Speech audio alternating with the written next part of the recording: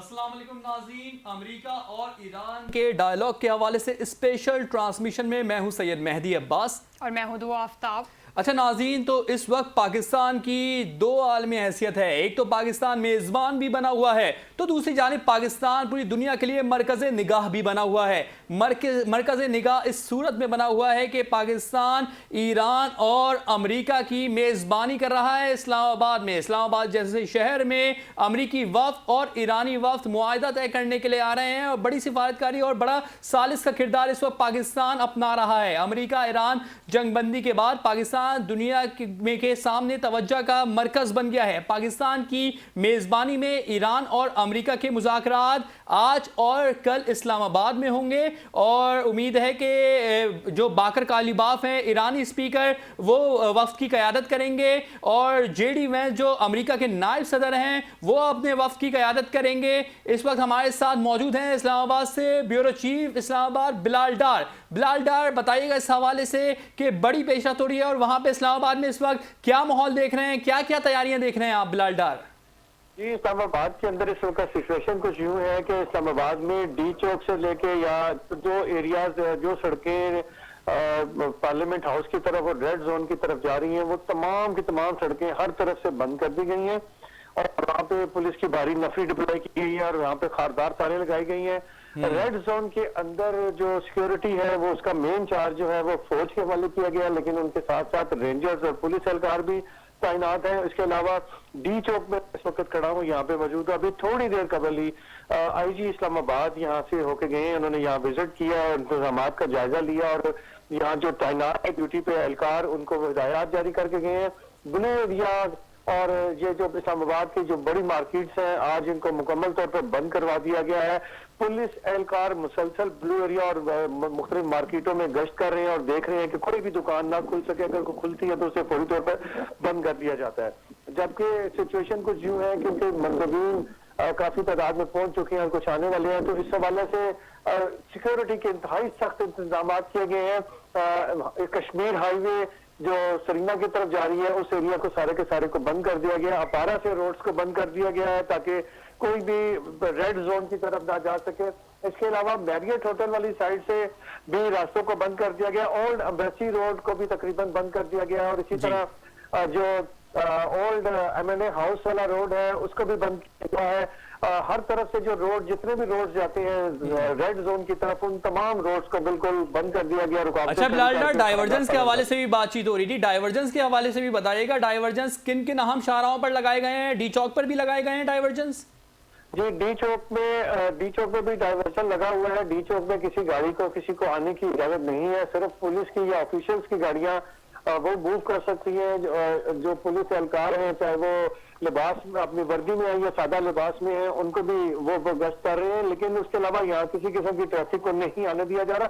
पूरा blue area आज बिल्कुल सन्नाटा छाया हुआ है। जिन एरियाज के अंदर ट्रैफिक बंद थी उसमें तो बिल्कुल कोई ट्रैफिक नहीं आ रही, लेकिन जो ब्लू एरिया की मेन चौराहा है वहां पे भी बिल्कुल सन्नाटा है। इस्लामाबाद में आज मामूल से तकरीबन को 80% कम ट्रैफिक दिखाई। ठीक है बिलाल डार, हमारे साथ मौजूद रहिएगा, आपसे मजीद भी बात करेंगे हवाले से। हमारे साथ दूसरी लाइन पर मौजूद हैं senior anchor person Khadija Rathore.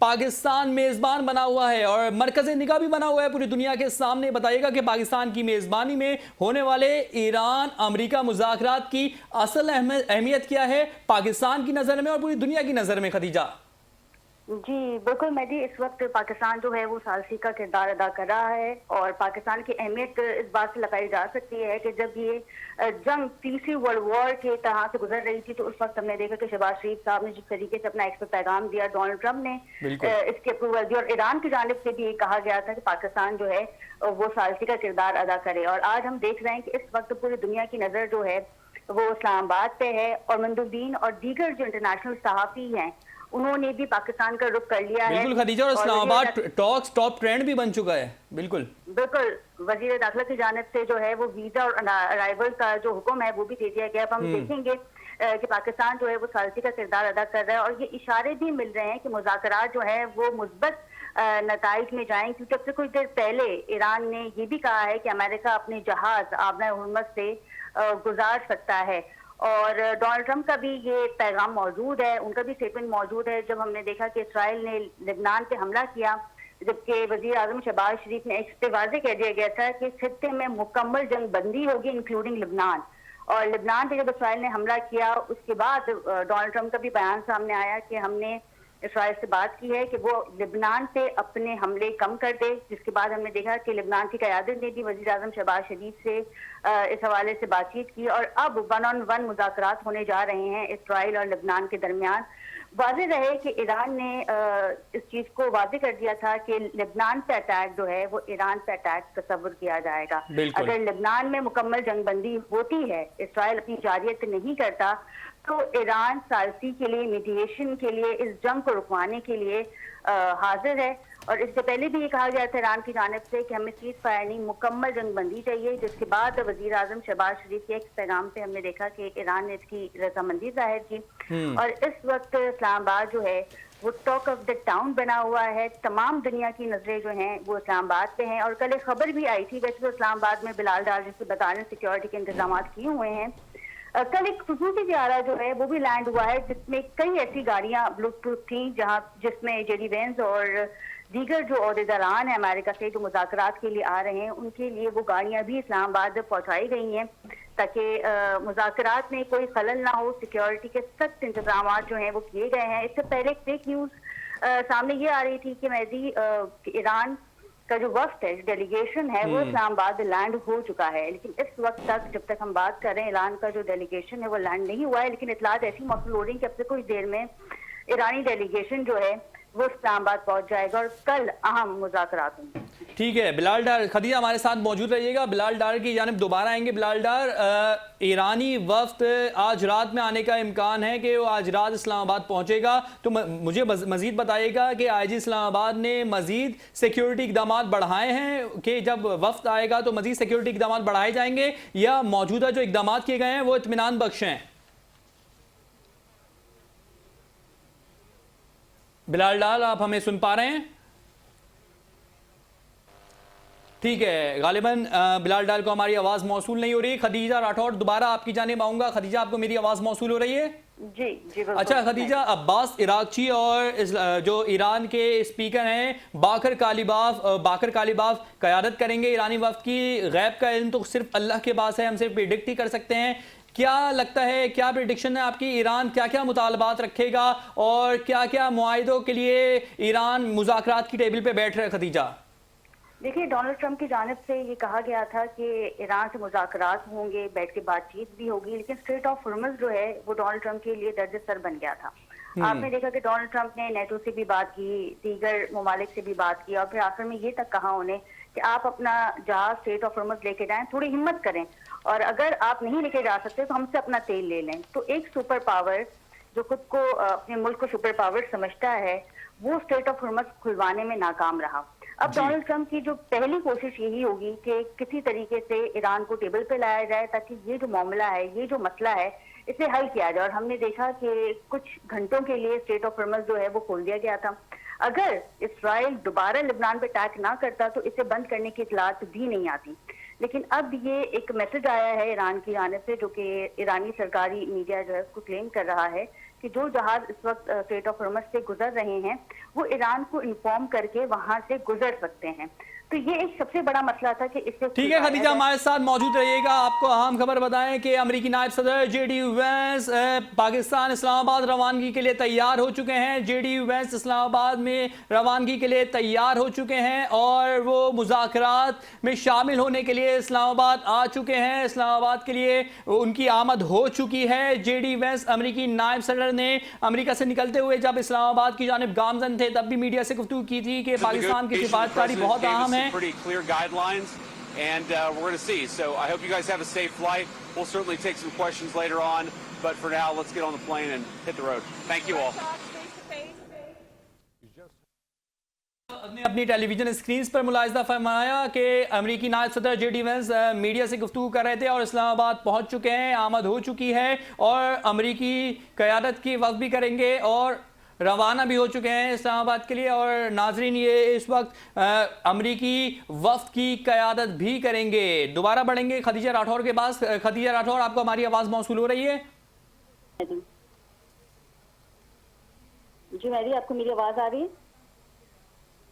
जी खदीजा, अहम पेशरफ्त तो ये है कि अमेरिकी नायब सदर जेडी वेंस पाकिस्तान रवानगी के लिए तैयार हो चुके हैं और वो पाकिस्तान आने ही वाले हैं और उनकी आमद जल्द मुतवक्के है। इस बारे में बताइएगा कि अमेरिकी नायब सदर जेडी वेंस का क्या अहम किरदार होगा इस मुज़ाकरात में। देखिए, बिल्कुल जेडी वेंस जो हैं वो एक अहम शख्सियत है अमेरिका की और डोनाल्ड ट्रंप के खासे करीबी शख्सियत में से एक हैं। और इस जंग के मामले पे हमने देखा था कि उन्होंने अपनी मीडिया से भी गुफ्तगू की थी, प्रेस ब्रीफिंग भी वही दे रहे थे, तो उनका एक आना एक अहम किरदार है। और साथ ही मुज़ाकरात के हवाले से अगर बात की जाए, जैसे कि आपने मुझसे पहले सवाल किया था कि किन शराइत पे, किन निकात पे जो है वो बातचीत होगी, तो देखिए अमेरिका का सबसे पहला जो निकात है वो ये था कि स्ट्रेट ऑफ हॉर्मज़ को खुलवाया जाए, जो कुछ हद तक अब कामयाब हो गया है।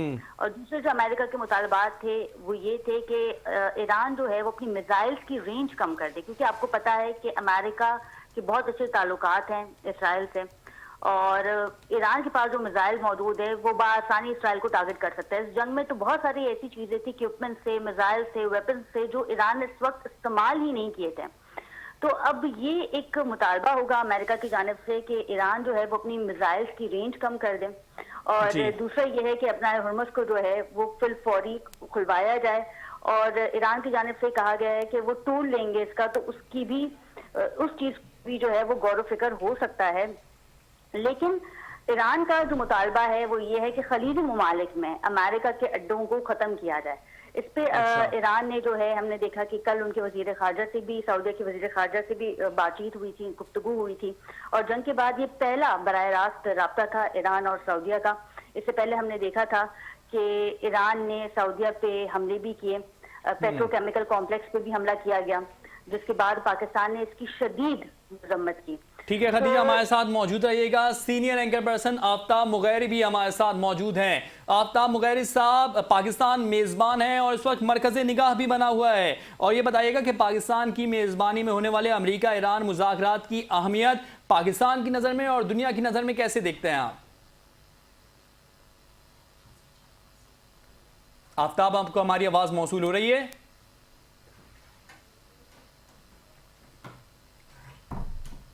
आप तक? जी जी आफ्ताब, अब आपकी आवाज मौसूल हो रही है, बताइएगा।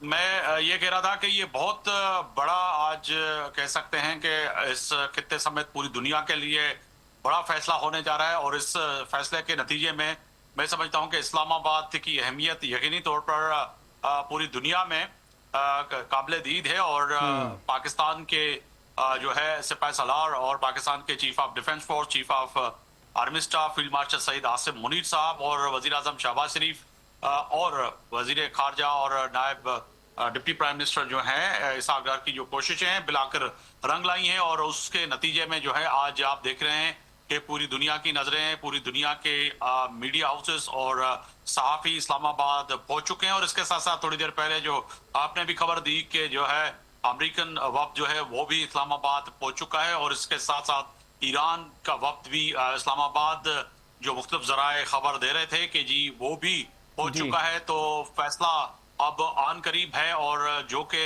आज हम ये कह सकते हैं दावे से, जो कि जी आफ्ताब, वो अभी पाकिस्तान में आमद हुई नहीं है, अभी रवानगी की जानिब रवा दवा हैं, पाकिस्तान जल्द पहुंच जाएंगे, जल्द इनकी आमद हो जाएगी। बिल्कुल कंटिन्यू कीजिएगा। बिल्कुल बिल्कुल बिल्कुल। और जो है ये तवक्को की जा रही है कि आपने भी जो कहा था बिल्कुल सही कहा था कि जो है हकाइक पे मबनी देना जो है बाहैसियत सहाफ़ी हमारे फराइज में है कि वो खबर दें जो कि हतमी हो और गवर्नमेंट ऑफ पाकिस्तान, क्योंकि ये बड़ा हसास मामला है, इस मामले में जो है फौरी तौर पर जो है ऐसी खबर ना दें जिससे जो है इस बहुत बड़ा मसला है, बहुत बड़ा फैसला है जिससे जो है उस पर असरअंदाज हो और वही खबरें जो है अमूमन दुश्मन मुल्क खास तौर पर हिंदुस्तान उठा के और अपने टीवी चैनल पे नशर करता है, जो कि कुछ ऐसे अनासर अगर खुदा न खास्ता ऐसी खबर देते हैं तो हमारी जिम्मेदारी आयद होती है बहैसियत पाकिस्तानी की हम भी वही खबर दें। मगर आप वाली बात वही नुकता के तजिया कर सकते हैं, क्योंकि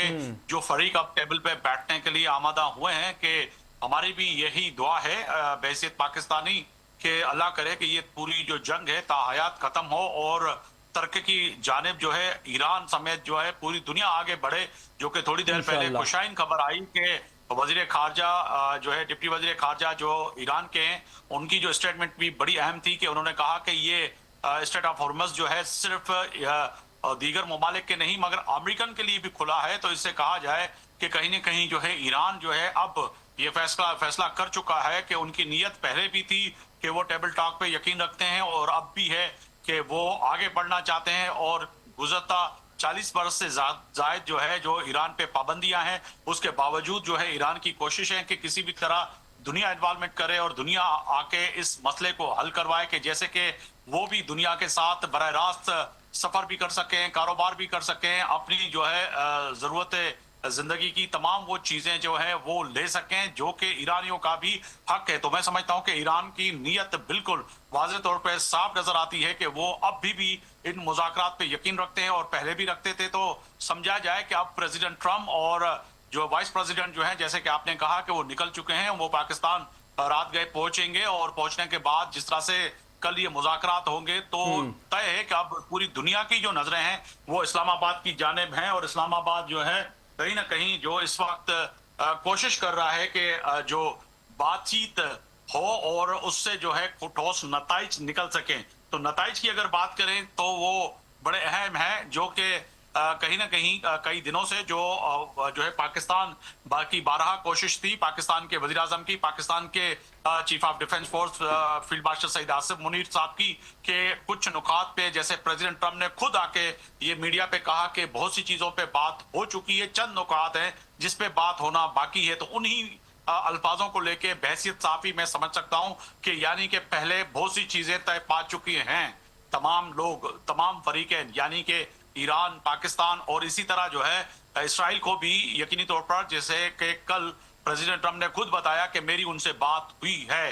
लबनान के हवाले से भी आज उन्होंने खुद बताया कि मेरी बात हुई है कि लबनान में भी जो है कशीदगी जो है वो कम हो। और पाकिस्तान की भी कोशिश है कि लबनान समेत जो है ईरान समेत जो है पूरे इस खित्ते में जो है अमन की जानिब बढ़ा जाए। बिल्कुल आफ्ताब, जैसा कि आपने बताया कि उनकी भी कोशिश है और इस में बात पे वजीर आजम पाकिस्तान मियां मोहम्मद शहबाज शरीफ और आर्मी चीफ के किरदार को सराहना चाहिए, खराज तहसीन पेश करना चाहिए। जब इसराइल ने दोबारा लबनान पर हमले शुरू किए थे और ईरान की जानिब से आबनाए हुर्मुज़ दोबारा बंद कर दिया गया था अमेरिकी जहाज़ों के लिए, तब वजीर आजम मियां मोहम्मद शहबाज शरीफ ने दोनों फरीकों से बात की, उधर डोनाल्ड ट्रंप से बात की, इधर ईरान के वजीर खारजा अब्बास इराक्ची से बात की कि आप आबनाए हुर्मुज़ खोलें, और डोनाल्ड ट्रंप से बात की कि इसराइल को बोलें कि वो हमले रोक दे फिलहाल लबनान पर। तो ये उन्होंने पॉसिबल भी कर दिया। तो शहबाज शरीफ के और फील्ड मार्शल आसिम मुनीर के इस मुतहरिक किरदार के बारे में क्या कहेंगे कि वो मुसलसल दोनों के साथ राब्ते में रहे कि दोबारा जो जंगबंदी हुई है उसकी खिलाफ वर्जी ना हो?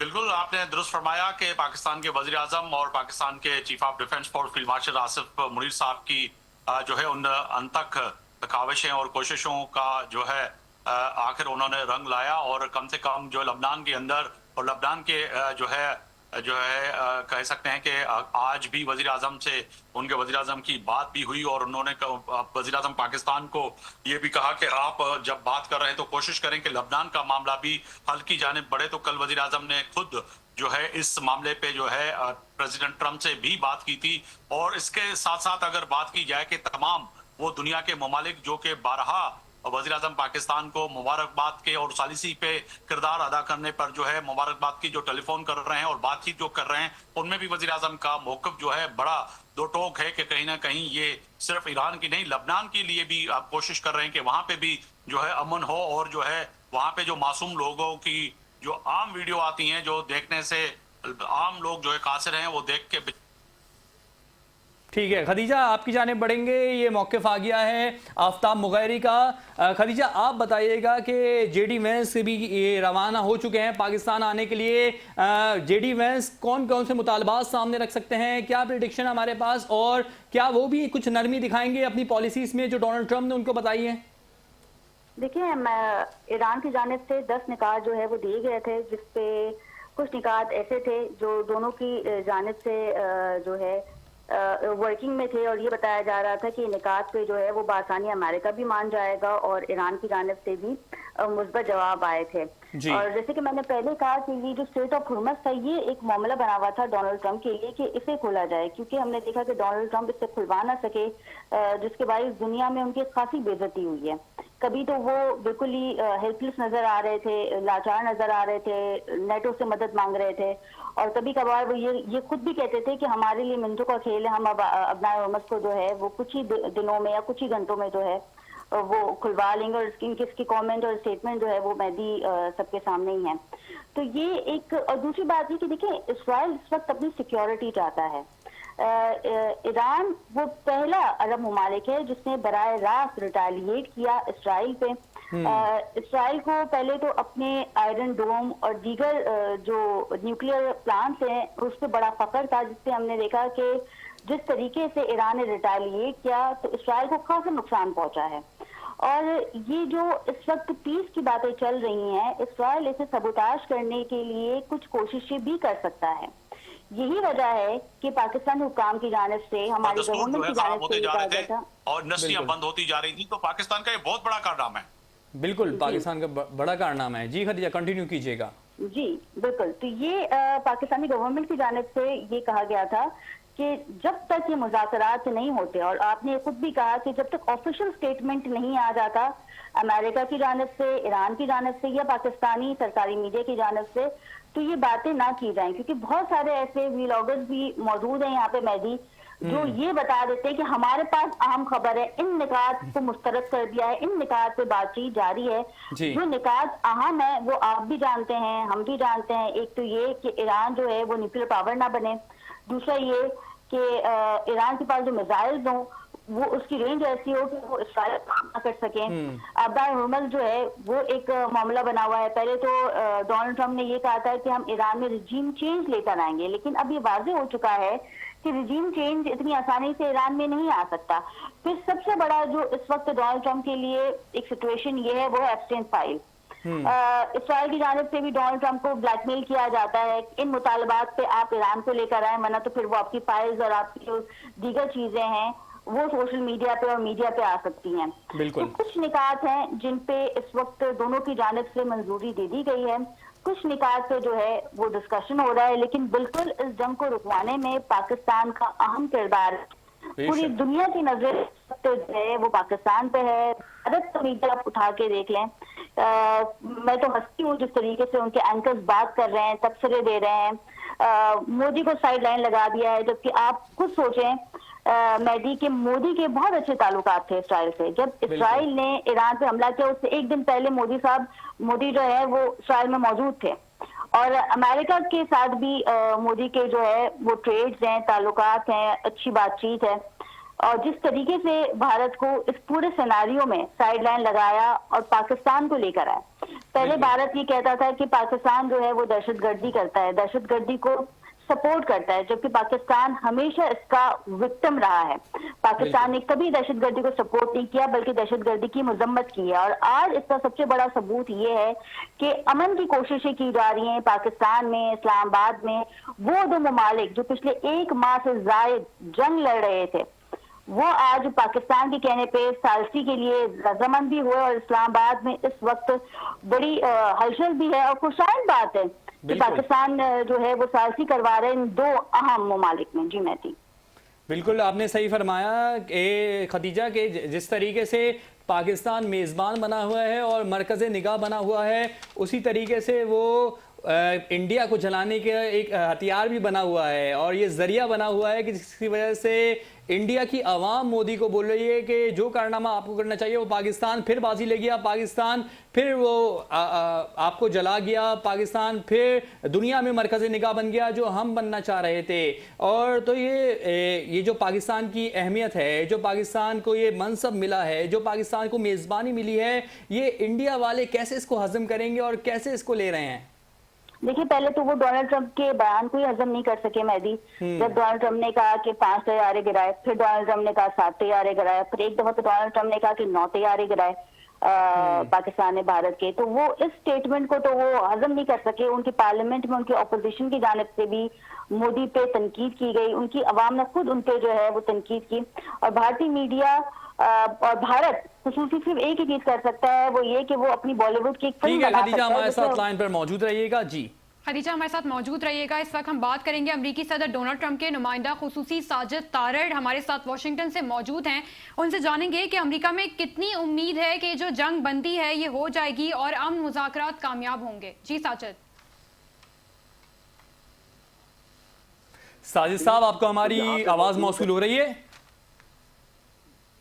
के हक में भी नहीं है जी। कि इतने लंबी अरसे की जंग से यहाँ पे जो तबाहकारियां हैं वो हों, और लिहाजा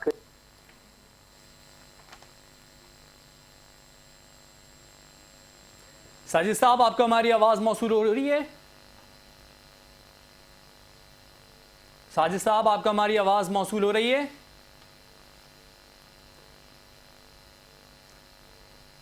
आपको बताते चले कि अमरीकी सदर डोनाल्ड ट्रंप के नुमाइंदा खुसूसी साजिद तारड़ हमारे साथ वाशिंगटन से मौजूद हैं। उनसे जानेंगे कि जंग बंदी के हवाले से अमन मुज़ाकरात कामयाब हो जाएंगे। इस हवाले से अमरीका में क्या सूरत हाल है? जी साजिद साहब बताइएगा। हम इसको किस तरीके से मजीद आगे अपने फाइनेंशियल क्राइसिस को खत्म करने के लिए कैच करा सकेंगे? ठीक है, साजिद साहब हमारे साथ मौजूद थे, उनसे दोबारा रब्ता करेंगे, बढ़ेंगे senior anchor person Aftab Mugheri की जानिब। अच्छा आफ्ताब मुगैरी साहब, एक तो ये बात है कि पाकिस्तान ने खुद पेशकश की थी कि हम सालिस बनने के लिए तैयार हैं, हम मेज़बान बनने के लिए तैयार हैं, और दूसरी जानिब पाकिस्तान को बतौर जो सालिस है, जो मेज़बान मुंतखब करना दोनों ममालिक के लिए कितना खुशाइंद है और कितनी अहमियत का हामिल है? देखिए जी, बिल्कुल बहुत बड़ा ये शाइन कदम है, मगर थोड़ी देर पहले जो आप बात कर रहे थे तो मैं हिंदुस्तान का यहाँ पे जिक्र जरूर करूंगा कि जब विश्व गुरु, जिसको कहते हैं हिंदुस्तान के वजीर आजम नरेंद्र मोदी को के विश्व गुरु हैं, जब दुनिया इस वक्त जंग की आग में जल रही थी और दुनिया जो है मुंतजर थी कि कोई ना कोई बात करे, वहीं पर 56 इंच की छाती रखने वाले नरेंद्र मोदी असम में जो है चाय वाले जो खुद हैं, क्योंकि जो इंसान की परवरिश होती है वही कहीं ना कहीं छलकती भी है उसकी जबान से, उसकी बॉडी से, चाहे उसको किसी भी जो है मुल्क के बादशाह बना दें, किसी भी तख्त पे बैठा दें, कोई भी क्राउन पहना दें कि ये जो है किंग है, मगर उसकी असलियत और खसलियत वही होती है जो नस्ली होते हैं। नस्ली बात करते हैं कि वो बिलाखिर चाय की पत्ती की जो है पत्तियां तोड़ते हुए और वीडियो जी बनाते नजर आफ्ताब, आए। आपने ये बड़ी सिर्फ अच्छी अपने- बात की। इसी बात पे दोबारा से आपसे बात करेंगे चाय वाले के हिसाब से। फिलहाल साजिद साहब हमारे साथ मौजूद हैं। जी साजिद साहब, बहुत शुक्रिया चैनल 5 न्यूज को अपना कीमती वक्त देने के लिए। साजिद तारड़ साहब, पाकिस्तान मेजबान बना हुआ है, अहम मुआहदे होने के लिए तैयार हैं, कैसे देखते हैं इन मुआहदे को आप? देखिए, एक तो मैं ये अर्ज करना चाहूंगा कि 11 महीने के दौरान अभी टाइम पूरा नहीं हुआ 10 मई का। दूसरा मास्टर स्ट्रोक है आपकी अस्करी और आपकी सियासी क़यादत ने किया है। और देखिए, एक यूनिक सिचुएशन, यूनिक आपको एडवांटेज ये था कि इजिप्ट, टर्की, सऊदी अरेबिया और कोई भी ऐसा कंट्री नहीं था जो पाकिस्तान के पास एबिलिटीज थी, और आपने उसका भरपूर इस्तेमाल किया। आपने रियाज, बीजिंग, तेहरान और उसके बाद वाशिंगटन डीसी, इन सबसे एतमाद का वोट हासिल किया। और आज आप देखें कि आप 11 महीने के बाद आप दोबारा दुनिया के हर कैपिटल में आपका नाम है, दुनिया के हर न्यूज चैनल के ऊपर इस्लामाबाद पाकिस्तान का जिक्र हो रहा है। मैं समझता हूं कि पाकिस्तानी जहां जहां आबाद हैं उन सबको फख्र होना चाहिए। आज ना सिर्फ पाकिस्तान का कद काठ बल्कि हमारा ग्रीन पासपोर्ट, पाकिस्तानी पासपोर्ट की इस वक्त वैल्यू बढ़ चुकी है। मैं ये समझता हूं कि तरक्की और future belongs to Pakistan. Remarkable story मैं समझता हूं, इस पे जितना भी फख्र किया जाए कम है। शुक्र अल्हम्दुलिल्लाह। शुक्र अल्हम्दुलिल्लाह साजिद तारड़ साहब। और बताइएगा कि पाकिस्तान ने खुद भी पेशकश की थी सालिस बनने की, और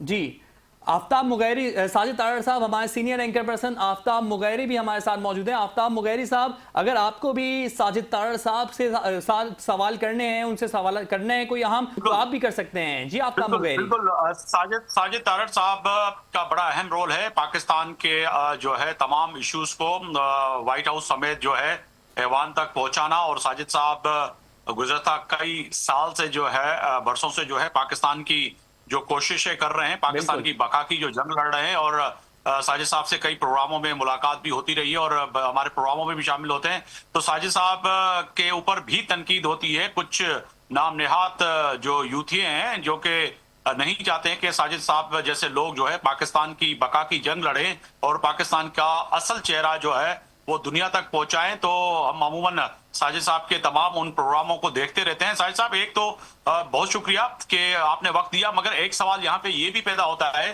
कि अमेरिका का और डीसी का और पेंटागन का एतमाद हासिल करना ये मामूली बात नहीं। आपने वजह फरमाया कि एक साथ जहां पर बीजिंग का एतमाद, वहां पे तेहरान का, वहां पे जो है रियाज का, वहां पे जो है मॉस्को का, वहीं पे जो है फिर जो है कहीं ना कहीं वाशिंगटन डीसी का एतमाद हासिल करना, इसमें कितनी मुश्किलात सामने आई होंगी। और फील्ड मार्शल और chief of defence force Saeed Asim Munir और शहबाज शरीफ साहब की जो अनथक कोशिशें थी वो रंग लाई, मगर कितनी रुकावटें दुश्मन ने यकीनी तौर पर डालने की कोशिश की होगी प्रॉक्सी वार के थ्रू भी, वैसे भी।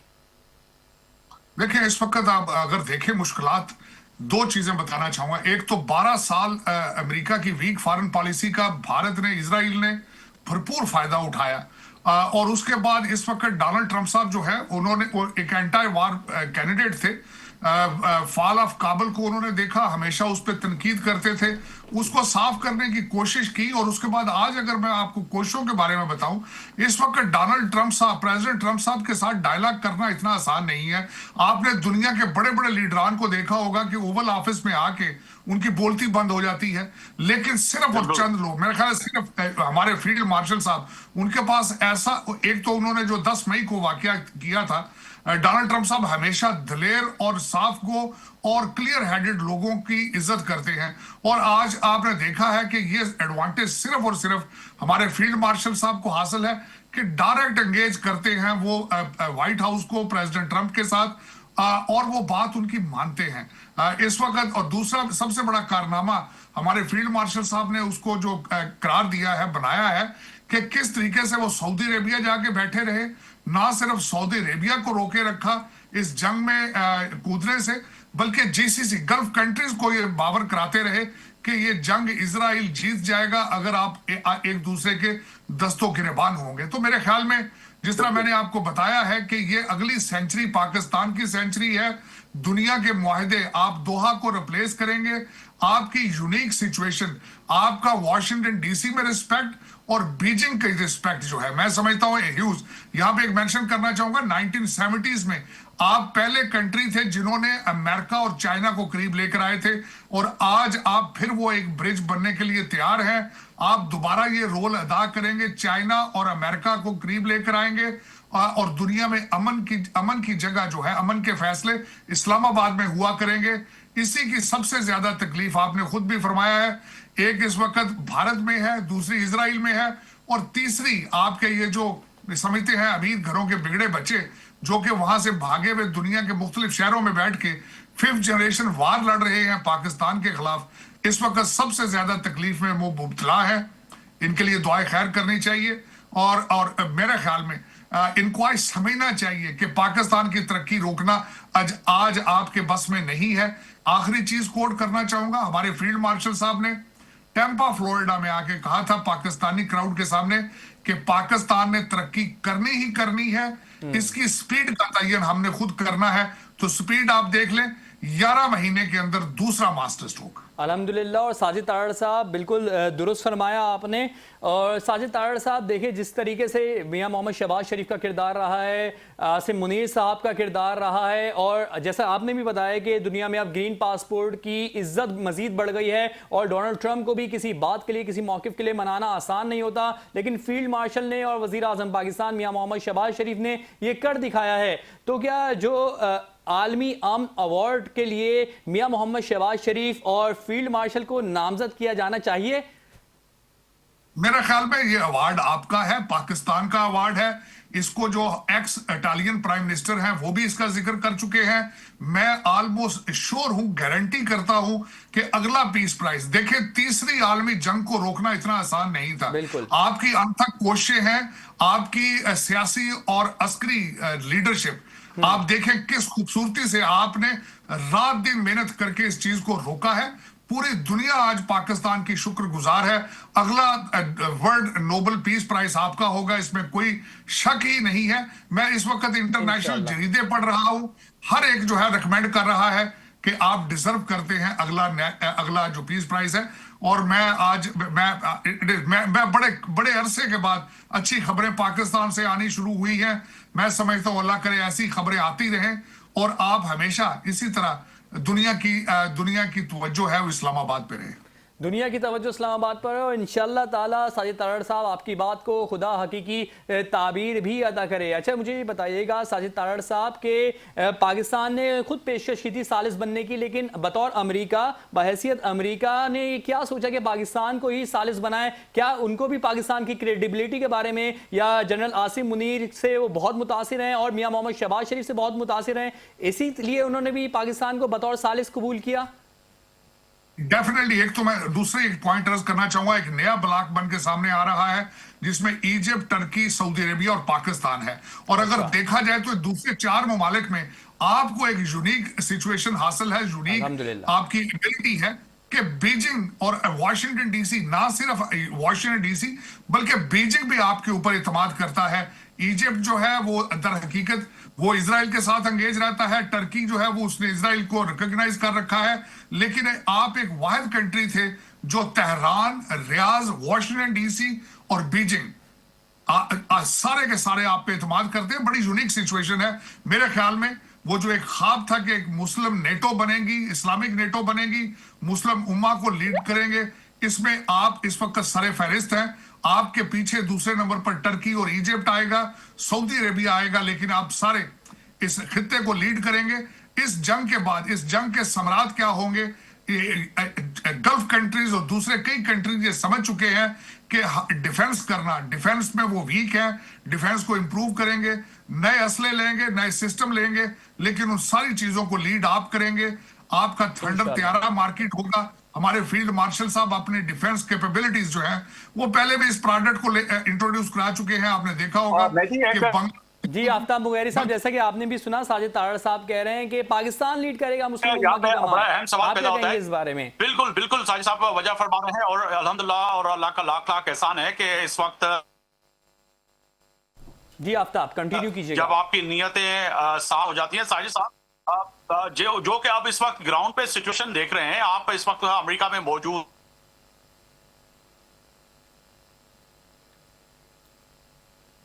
जी आफ्ताब कंटिन्यू कीजिएगा।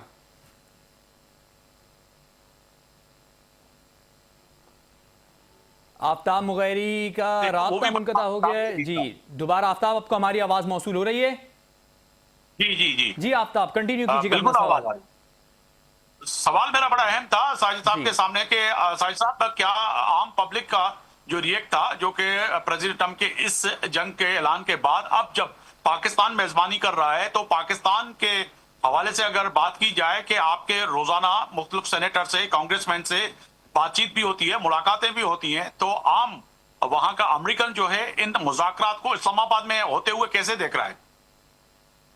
देखिए, बड़ी पॉजिटिव पाकिस्तान। दर हकीकत मैंने पहले आपको अर्ज किया कि ये जंग बहुत अनपॉपुलर थी, लोग इसमें खुश नहीं थे, बल्कि प्रेसिडेंट ट्रंप साहब को इलेक्ट करने के पीछे यही अवामिल थे कि लोग जंगों से बेजार थे। काबुल की जंग, फॉल ऑफ काबुल से लोग बेजार थे। तो दर हकीकत टाइमिंग इसकी ठीक नहीं थी और इलेक्शन सर पे थे। मैंने ज्यादातर कांग्रेसमैन, सेनेटर नर्वस देखे क्योंकि इलेक्शन नवंबर में है और महंगाई इस वक्त जो है वो आसमान को छू रही है। तो दर हकीकत सारे परेशान थे और इस वक्त नंबर 1 चीज जो एक्सपेक्ट की जा रही है कि ये जंग जल्द बंद होगी, इस्लामाबाद अकॉर्ड सामने आएगा, सीज फायर परमानेंट होगा, ऑयल प्राइसेस नीचे आएंगी और महंगाई कम होगी। तो ये मैं सोच रहा हूं और इसमें अहम रोल जो है वो पाकिस्तान अदा करेगा। उसकी वजह ये है, मैंने जिस तरह आपको पहले कहा है कि इतने ज्यादा ममालिक का कॉन्फिडेंस इस वक्त सिर्फ 2 ही कंट्री दुनिया में मौजूद हैं, तीसरे को मैं मानता नहीं, इजराइल और भारत, और तीसरे जो है वो आपके टीटीपी और आपके तालिबान हैं, जिनकी पूरी हुकूमत तालिबान अफगानिस्तान में नहीं है। सिर्फ ये 3 ममालिक के अंदर पाकिस्तान के खिलाफ अगर कोई बात सोची जाती है, वरना इस वक्त सारी दुनिया, हर कैपिटल में आपकी पेजराई हो रही है। लोग आश कर रहे हैं कि पाकिस्तान किस तरीके से, आपके पड़ोसी कंट्री ने बड़ा जोर लगाया है कि दहशतगर्दी आपके साथ हमेशा अटैच रखी जाए, लेकिन आप जिस तरीके से इस रीजन में एक लीडर बन के उभरे हैं, अफगानिस्तान को आपने न्यूट्रलाइज करके दुनिया को फेवर दी है। बीजिंग, वॉशिंगटन डीसी बेजार था, उज्बेकिस्तान, ताजिकिस्तान उनसे बेजार था, ईरान उनसे बेजार था। तो मेरे ख्याल में आप जिस तरह का रोल अदा कर रहे हैं एज अ रीजनल लीडर, लोग समझते हैं कि आप चीजों को सॉल्व करने की सलाहियत रखते हैं और आप अमन के दाई हैं, आप जंगों के दाई नहीं हैं। तो ये एक बहुत बड़ा रोल है। मैं जिस तरह आपको अर्ज कर रहा था कि दोहा के बाद अगले फैसले इस्लामाबाद में हुआ करेंगे इंशाल्लाह दोहा के बाद अगले फैसले साहब, दूसरा इस्लामाबाद में सवाल होंगे। पैदा होता है, आपने पड़ोसी मुल्क हिंदुस्तान किया, नरेंद्र मोदी की सरकार का जिक्र किया, बीजेपी की हुकूमत का जिक्र किया कि अब जो कि खुद हिंदुस्तानी और हिंदुस्तान के लोग ये सोच रहे हैं कि विश्व गुरु का नारा लगाने वाला 56 इंच जी, की छाती आफ्ताब रखने हमारे की साथ दावा मौजूद करने रहेगा। वाला- आफ्ताब बहुत अच्छी बात कर रहे हैं, लेकिन इसको कंटिन्यू करेंगे एक मुख्तसर से वक्फे के बाद। यहाँ वक्त हुआ है ब्रेक का, हमारे साथ रहिएगा।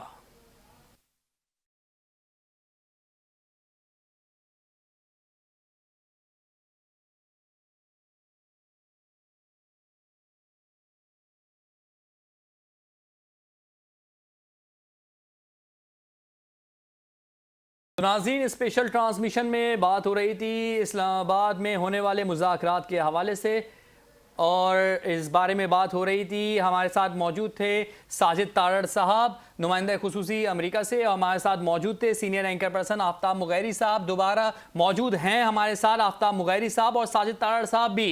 आफ्ताब मुगैरी साहब, एक बार फिर आपको दावत कलाम दूंगा। आफ्ताब मुगैरी साहब, जो सवाल आप करना चाह रहे थे, दोबारा उस सवाल को कंटिन्यू कीजिएगा। बिल्कुल मेहदी, बहुत बड़ा और अहम सवाल था कि विश्व गुरु का दावा करने वाले, 56 इंच की छाती रखने वाले, जब दुनिया उनको खासतौर पर हिंदुस्तान कह रहे थे कि दुनिया मुंतजर थी कि अमन की तरफ बढ़ा जाए और इस खित्ते में हिंदुस्तान भी बड़ा अहम मुल्क है, मगर उस वक्त आसाम में खुद चाय वाले जो है चाय की पत्तियां तोड़ते हुए नजर आए।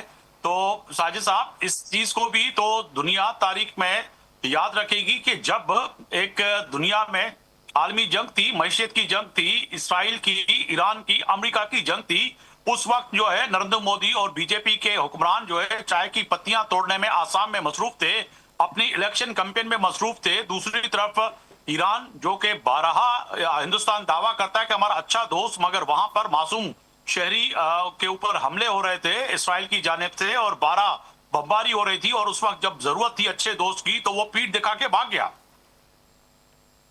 देखिए, मेरी नजर में कहते हैं जब आपके तारे गर्दिश में हो तो ऊंट पर बैठे शख्स को भी कुत्ता काट लेता है। इस वक्त अगर देखा जाए तो मोदी साहब को और बीजेपी को बार बार कुत्ता काट रहा है, चाहे आपके राफेल गिरा के, चाहे दुबई में इनका जहाज समोसा बन जाए, और उसके बाद देखें इनके इजराइल के साथ, ईरान के साथ, बड़े दोनों के साथ यूनिक रिलेशनशिप थे, लेकिन दोनों गलत चले। अब गलत किस तरह चले मैं बताना चाहूंगा। जिस दिन जंग शुरू हुई, एक दिन पहले जाके इन्होंने बीबी नेतन्याहू की पपियां ली जाके वहां पे। फिर उसके बाद ये देखें कि इन्होंने जो एक शिप था, इनकी मिलन एक्सरसाइज के बाद जो एक कैडेट्स थे उस शिप के अंदर, ईरान के कैडेट्स थे, नहते थे, उनके पास कोई असला नहीं था, इन्होंने मुखबरी करा के उसको डुबवाया है। तो दर हकीकत, और उससे पहले देखा जाए इनकी यूनिक रिलेशनशिप, अगर ये अक्लमंद होते, सोचते, ईरान के साथ इनके बड़े पुराने रिलेशनशिप थे, बिल्कुल ठीक कह रहे हैं। चाबहार पोर्ट इनको दी गई, हमेशा ईरान कश्मीर के ऊपर इनको वोट देता रहा, हमेशा इन पे ट्रस्ट करता रहा, लेकिन इन्होंने बीजेपी और हिंदू माइंडसेट ने हमेशा इनको बैक स्टैब किया है, इनकी कमर में छुरा मारा। उसमें अर्ज ये करना चाहूंगा, आज अब मैं कतर में लेके जाना चाहता हूं, वहां पे ये मुखबरी करते रहे इजराइल के लिए इनके लोग, इंडियन नेवी के। उसके बाद जब इनकी पिछली जंग शुरू हुई इजराइल के साथ, उस वक्त भी ये मुसाद के रिपोर्टर बन गए, मुसाद के एजेंट बन गए। तो दर हकीकत इस वक्त अगर देखा जाए तो 56 इंच की छाती को 58 इंच की छाती ने बीट किया है। दूसरी साइड में प्रेसिडेंट ट्रंप की छाती 58 इंच की है। दर हकीकत इनके हालात इस वक्त ये है कि इन पे कोई भी एतमाद नहीं करता, क्रेडिबिलिटी लूज कर चुके हैं। भारत के अंदर से आवाजें उठ रही हैं, लेकिन ये माफिया स्टाइल वहां पे गवर्नमेंट चलाते हैं। इनके खिलाफ आवाज उठाना जो इस तरह है कि मौत को आवाज देना है। हालात वहां पे ये है, जो चैनल इनके खिलाफ बात करता है उसको ये खरीद लेते हैं, जजों को ये मैनेज करते हैं, और जिस तरीके से बदमाशी से इन्होंने कंट्री को हॉस्टेज बना रखा है, वहां पे अपोजिशन जो है वो मजलूम नजर आती है। तो इस वक्त अगर देखा जाए तो दावा करने वाले दुनिया की सबसे बड़ी जमहूरियत, इस वक्त दुनिया की सबसे बड़ी डिक्टेटरशिप बन के नजर आ रही है। अब पीपल इनको ना रशिया मुंह लगाता है, ना अमेरिका मुंह लगाता है। दोस्ती है तो सिर्फ इनकी तालिबान के साथ है, और दर हकीकत ये तालिबान वही है जिनके आबाओ अजदाद ने सोमनाथ के मंदिर गिराए थे।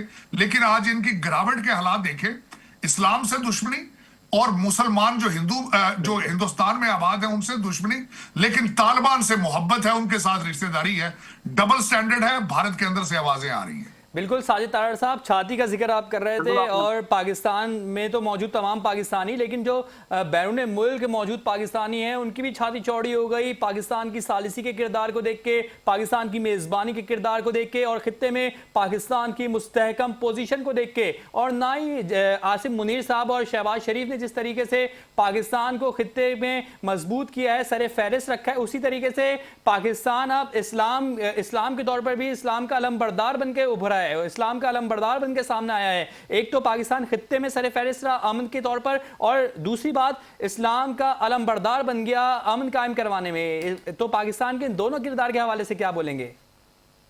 देखिए, पाकिस्तान इस वक्त अगर देखा जाए तो सबसे पहले मैं समझता हूं एक नया पाकिस्तान 10 मई के बाद, जितना पाकिस्तान में 14 अगस्त इंपॉर्टेंट है, इसी तरीके से आप देखेंगे कि फ्यूचर के अंदर 10 मई को भी याद किया जाएगा कि $8 बिलियन के सालाना डिफेंस बजट के साथ आपने 90 बिलियन डॉलर के बजट सालाना को आपने किस तरह बिछाड़ा, और उनके सारे ना सिर्फ डिफेंस बल्कि उनकी सारी इंफॉर्मेशन टेक्नोलॉजी।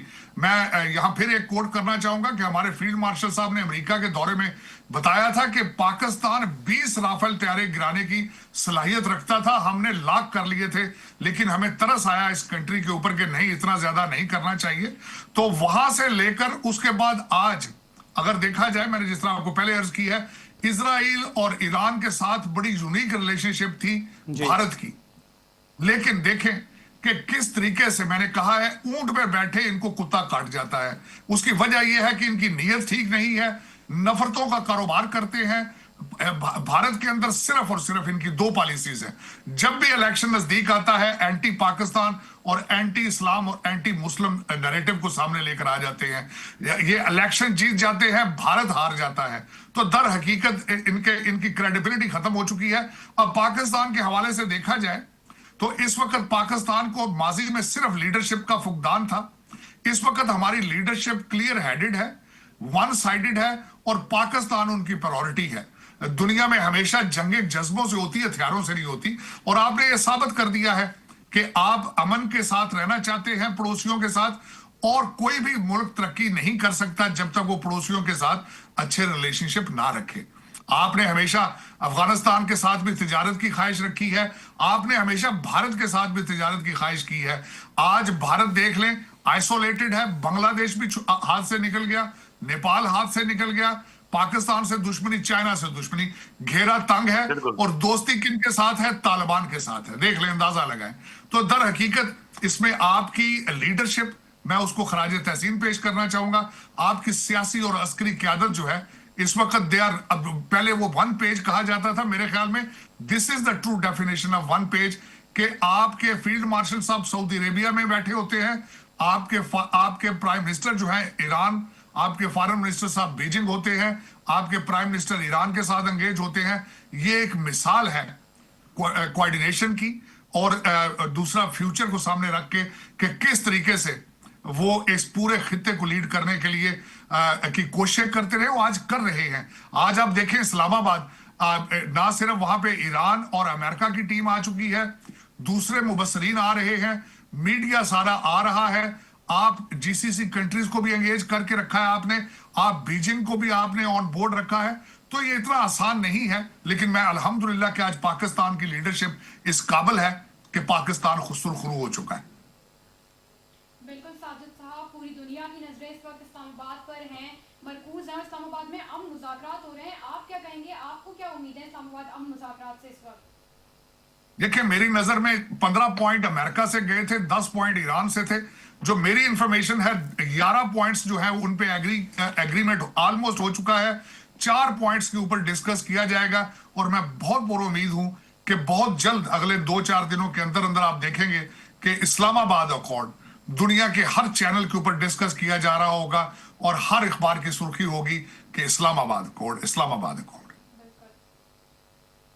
बिल्कुल साजिद साहब, एक सवाल पैदा होता है कि इस्लामाबाद के इस तारीखी लम्हात को जो है यकीनी तौर पर याद रखा जाएगा तारीख में भी, अगर अल्लाह करे जो कि आप और हम सब पर उम्मीद है कि किसी भी तरह ये इस्लामाबाद में जो है कल होने वाला जो फैसला है वो नताइज कुन साबित हो, क्योंकि प्रेसिडेंट ट्रंप ने जो कि इशारा किया भी और बताया भी कि कई नुकात पे बात हो चुकी है और चंद नुकात पे बाकी है। और थोड़ी देर पहले जिस तरह से बात हो रही थी कि कहीं ना कहीं जो है स्टेट ऑफ हॉर्मुज़ की बात की जाए कि उसकी खोलने की भी बात प्रेसिडेंट ट्रंप ने कही थी कि वो जरूरी है। फिर जो है वाज़ेह तौर पर मैसेज भी आया ईरान की जानिब से कि स्टेट ऑफ हॉर्मुज़ खुला हुआ है, ना सही उन जहाजों के लिए मगर अमेरिकन के लिए भी खुला हुआ है। तो कहा जाए कि इस वक्त ईरान की तरफ से जो वाज़ेह पैगाम आ रहे हैं, पहले भी आ रहे थे, अभी भी आ रहे हैं, तो इसको लेकर अमेरिका और खास तौर पर कहीं ना कहीं ये समझेगी कि ईरान तो अब हर तरह से बात करने के लिए तैयार है। देखिए दोनों साइडों से मुस्बित जो है इशारे दिए जा रहे हैं। जी, मैं दोनों तरफ से मुस्बित इशारे दिए जा रहे हैं। स्टेट ऑफ हार्मूज अगर प्रैक्टिकली देखा जाए तो खुल चुका है, इंटरनेशनल ट्रैवलिंग के लिए खुल चुका है। दूसरी तरफ से डोनाल्ड ट्रंप साहब ने ट्वीट किया है कि हम आने वाले दिनों में मिलके ईरान को दोबारा रीबिल्ड करेंगे। तो ये बड़े मुस्बित इशारे ना सिर्फ ईरान की तरफ से, अमेरिका की तरफ से भी आ रहे हैं कि हम जाएंगे वहां पे, हम यूरेनियम जो डस्ट में तब्दील हो चुका है उसको इकट्ठा करेंगे ताकि ईरानी शहरी जो है सेफ रह सके। इनके मुंजमद असासे उनको रिलीज किया जाएगा और उसके बाद इनसे सैंक्शंस कम की जाएंगी और इसकी रिकंस्ट्रक्शन में अमेरिकन इनकी मदद करेंगे। तो ये दोनों साइडों से मुस्बत इशारे आ रहे हैं। तभी मैं इतना पुरुमीद हूं कि बड़ी जल्द आप खुशखबरी देखेंगे कि इस्लामाबाद अकॉर्ड तय होगा और परमानेंट सीज फायर होगा।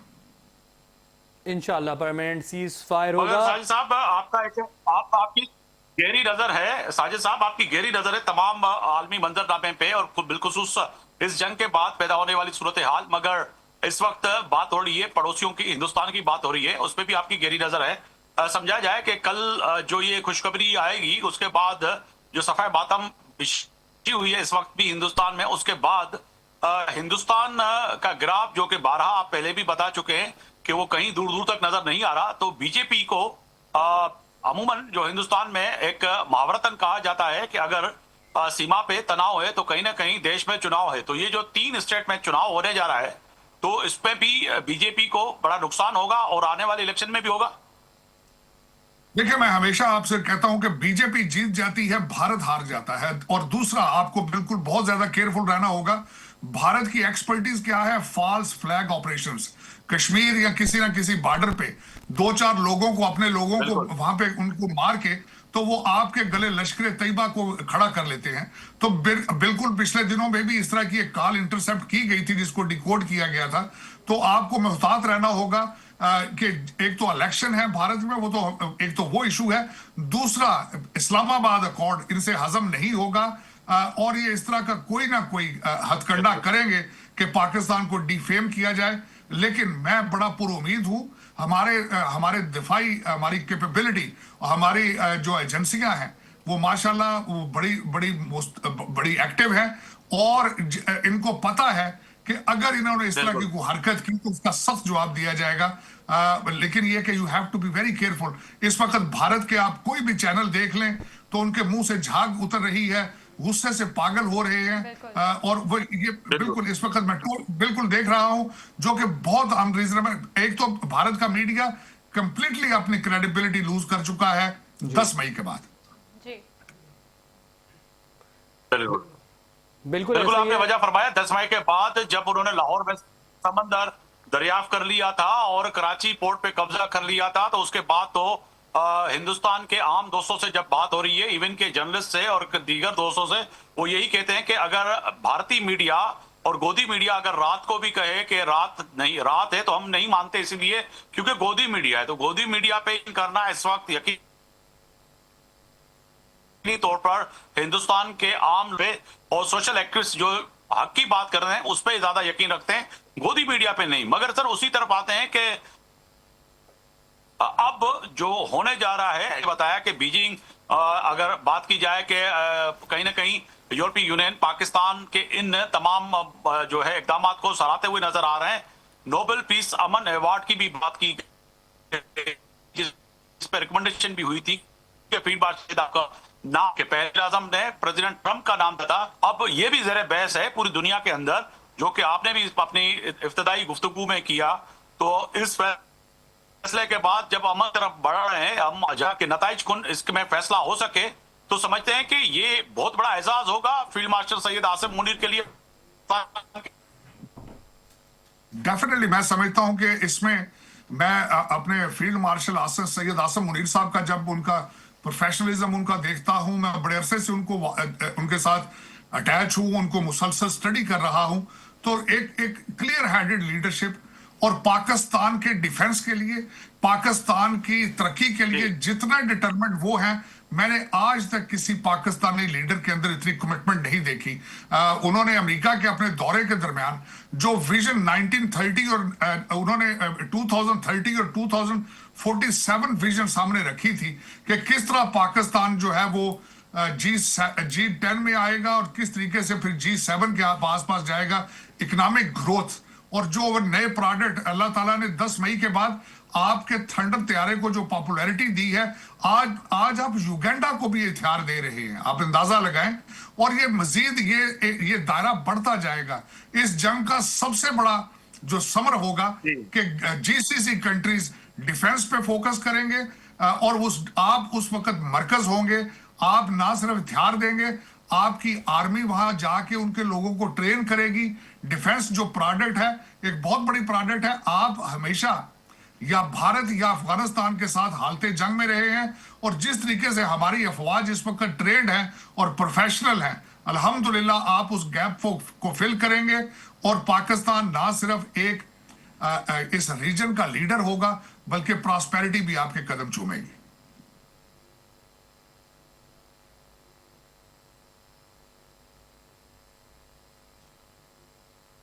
बिल्कुल आपने वजह फरमाया कि पाकिस्तान ना सही आगे होगा। मगर सर इस बात करें, यूएई जो कि बड़ा अच्छा दोस्त है, सूरत हाल में यूएई की भी जो है कहीं ना कहीं जो सूरत हाल है वो उस तरह से समझते हैं कि आने वाले वक्त में अमेरिकन और यूरोपीय यूनियन और इन्वेस्टर यकीन कर पाएगा कि दोबारा हम जो है यूएई में इन्वेस्ट करें और उस तरफ जाएं, क्योंकि अब जो पिछले दिनों जो गैर महफूज समझा गया यूएई को, और 12 यूएई के ताल्लुकात हमारे साथ भी थे, उसी तरह फिर हिंदुस्तान के साथ भी थे, मगर हिंदुस्तान के कई ऐसे लोग पकड़े गए जो कि 12 उस वीडियोस और यूएई को नीचा दिखाने की कोशिश कर रहे थे। और हिंदुस्तान का खुद गोदी मीडिया भी ये कोशिश कर रहा था कि किसी भी तरह यूएई की इकोनॉमी को डैमेज किया जाए, नुकसान पहुंचाया जाए।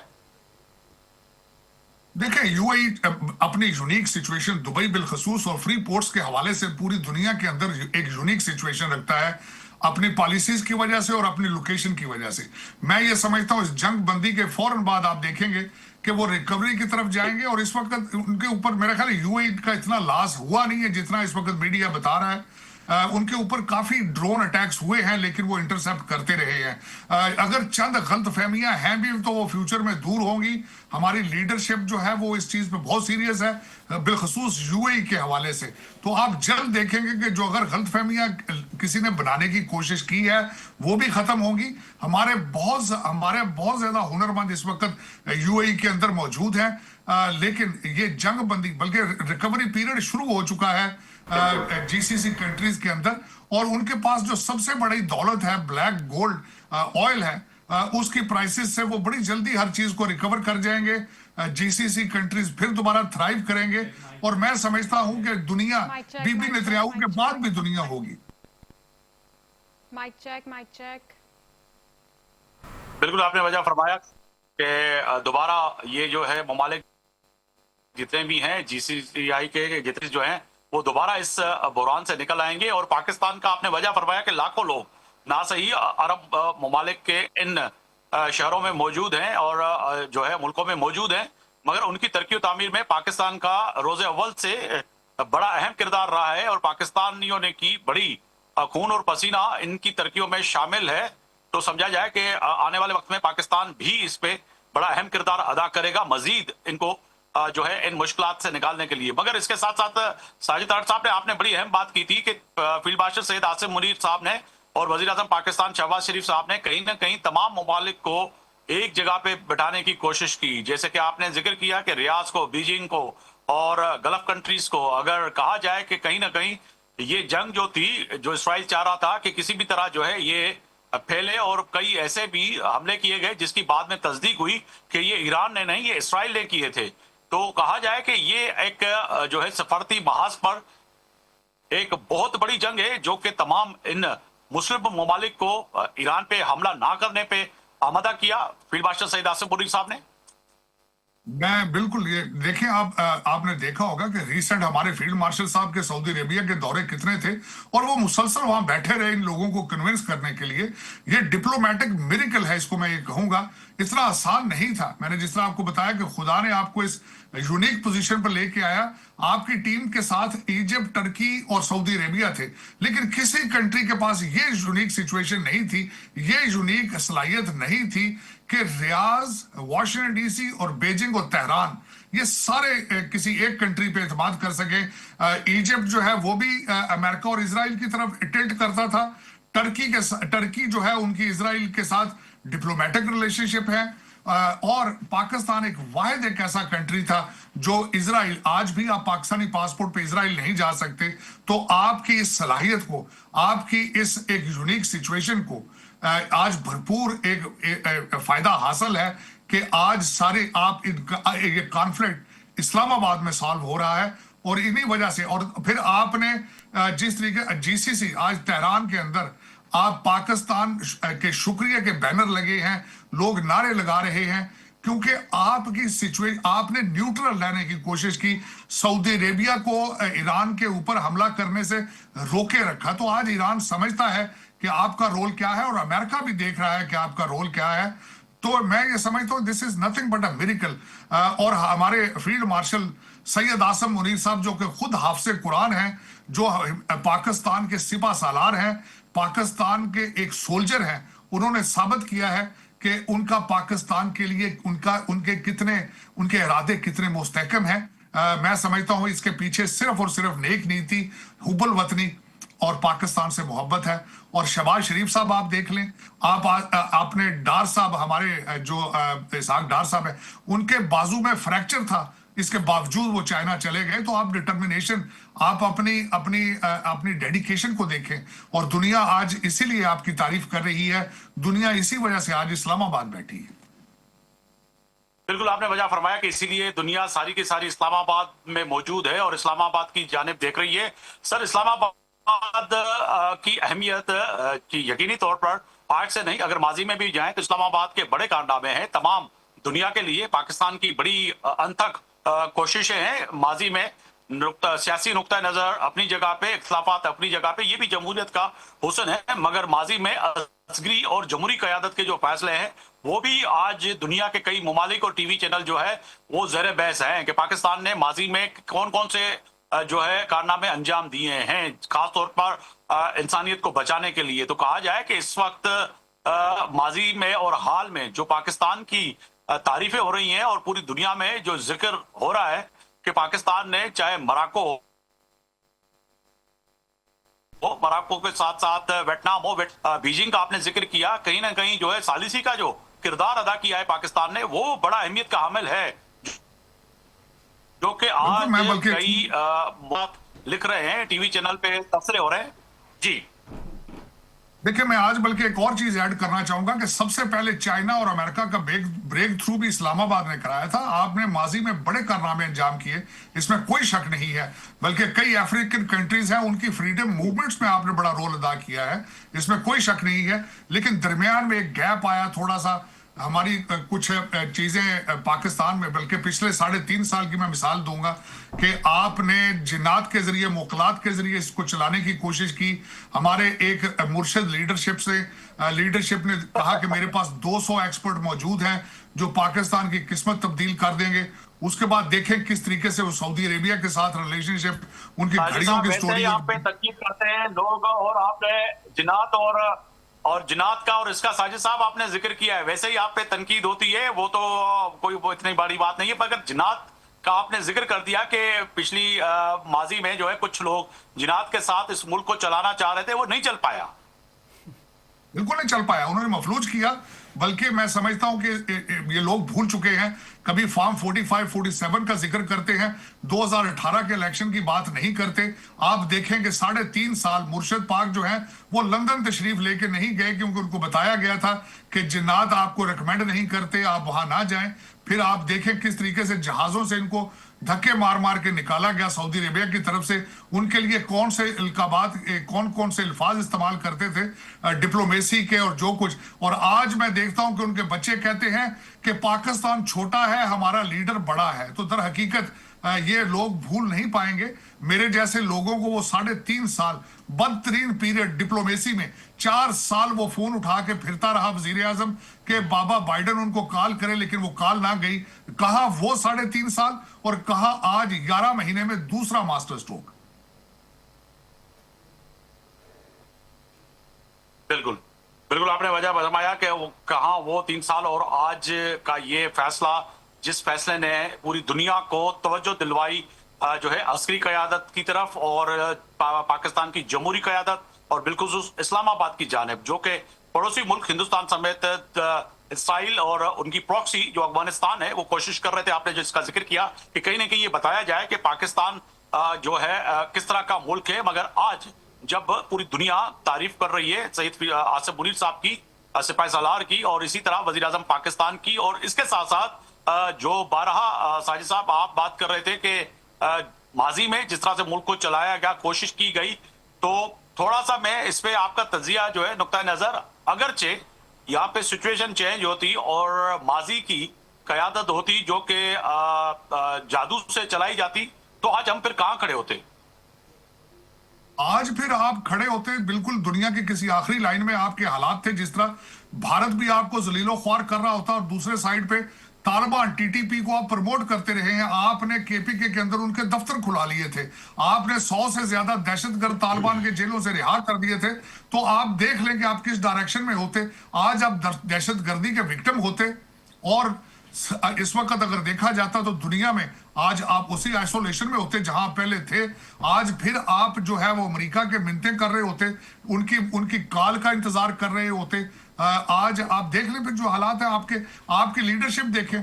तीन चीफ मिनिस्टर जो है वो जिन्नात की मदद से पिक किए गए हैं। उनको पिक किया है, किसने किया है? हमारी x first lady Pinky Peerni ने उनका नाम घड़े से निकाला है। पिछले 3 वजीर आला आपके, उसमें आप उस्मान बुजदार साहब हैं, उसमें गड्डापुर साहब हैं और आफरीदी साहब हैं। ये तीनों का तीनों, जो लीडर खुद किसी चीफ मिनिस्टर को पिक करने की सलाहियत नहीं रखता, वो लीड किस तरह करेगा? वो लीड करने की सलाहियत नहीं रखता। किस तरीके से वो ऑक्सफोर्ड ग्रेजुएट यहां से निकला, पहले तब्दीली का, नए पाकिस्तान के नारा लगाया, फिर आज हमें रियासत मदीना का नारा लगा के बेवकूफ बनाता रहा। करप्शन, सबसे ज्यादा कर्जे उस दौर में लिए गए। आज भी आप देख लें कि वो जो कोस्टार स्कैंडल है उसका कोई जवाब नहीं है।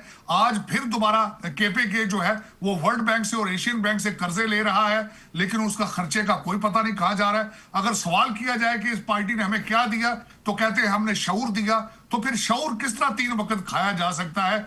केपीके के अंदर करप्शन की दास्तानें हैं, लेकिन जवाब देने के लिए कोई तैयार नहीं है। मैं सरापा एहतजाज हूं कि जो हमारे पाकिस्तान के एक सूबे के साथ जो हो रहा है, इसके ऊपर एक्शन लेना चाहिए, करप्शन को रोकना चाहिए, और जो पब्लिक फंडिंग सियासत में इस्तेमाल की जा रही है उसको रोकना चाहिए। अच्छा साजिद तारड़ साहब, मैं Aamir Sheikh, deputy director news, channel 5 news आपके साथ मुखातिब हूँ। बस हम यही आगे अब जाना चाहते हैं कि हम फिर मुज़ाकरात की तरफ हम वापस मुड़ते हैं। जो इस वक्त इस्लामाबाद की फ़िज़ा जो है ना वो बड़ी पुरजोश है, और हम वहाँ पे जो सीन्स देख रहे हैं, जिस तरह से पाकिस्तान के परचम लहरा रहे हैं इस्लामाबाद की फ़िज़ा में, और एक बहुत ही पॉजिटिव वहाँ पे जो एक हमें वाइब आ रही है, वो एक बड़ा अच्छा पॉजिटिव हमें जो है ना वो जो फ्यूचर है वो हमें दिखा रही है। तो मेरा अभी आपसे सवाल ये कि कुछ बहुत सारे पॉइंट्स जो है ना वो अभी जैसे जेडी वेंस वहाँ से निकले इस्लामाबाद पाकिस्तान आने के लिए जब रवाना हुए, तो उन्होंने बड़ी एक उम्मीद अफजा बात की है और बहुत ही उसे हम खुशाइन समझते हैं कि मुज़ाकरात से पहले अगर फ़रीक़ैन ये बात कहते हैं कि उन्हें उम्मीद है कि मस्बत जो है ना वो मुज़ाकरात होंगे, तो आपकी नज़र में क्या मस्बत मुज़ाकरात हो सकते हैं? किन पॉइंट्स को लेके अमेरिका जो है ना वो खड़ा होगा और जिसकी मंजूरी या जिसकी जो हम ईरान से डिमांड कर सकते हैं कि जी इस चीज़ के ऊपर जो है ना वो मुआहदा हो सकता है? प्लीज़ ये शेयर कीजिएगा ज़रा। देखिए, एक तो मैं अर्ज कर रहा था कि देखना होगा कि इस जो डायलॉग है इसके अंदर जो दो मेन प्लेयर हैं वो कौन कौन है। एक तो जेडी वैंस है। जेडी वैंस का बैकग्राउंड देखें तो एक तो बड़ा उनका बड़ा हम्बल बैकग्राउंड है। उनकी वालदा एडिक्टेड थी, नशे में थी, उनकी नानी या दादी ने उनको पाला और फिर किस तरीके से वो उन्होंने इराक वार में उन्होंने जाके रिजर्व बने, इराक वार में हिस्सा लिया। तो जंगों को वो समझते हैं कि जंगें क्या करती हैं मुल्कों के साथ।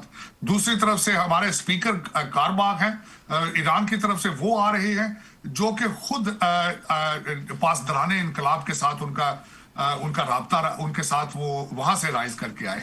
तो वो भी समझते हैं कि जंगें मुल्कों के साथ क्या करती हैं। स्पीकर हैं, बड़े कॉन्फिडेंट हैं और मशहूर हैं वो चीजों को डील करने के लिए। एक तो ये मुस्बत है। दूसरा जो हमारे जेडी वैंस है, एंटी वॉर है। और तीसरा एलिमेंट ये है कि वो 2028 के प्रेसिडेंशियल कैंडिडेट हैं।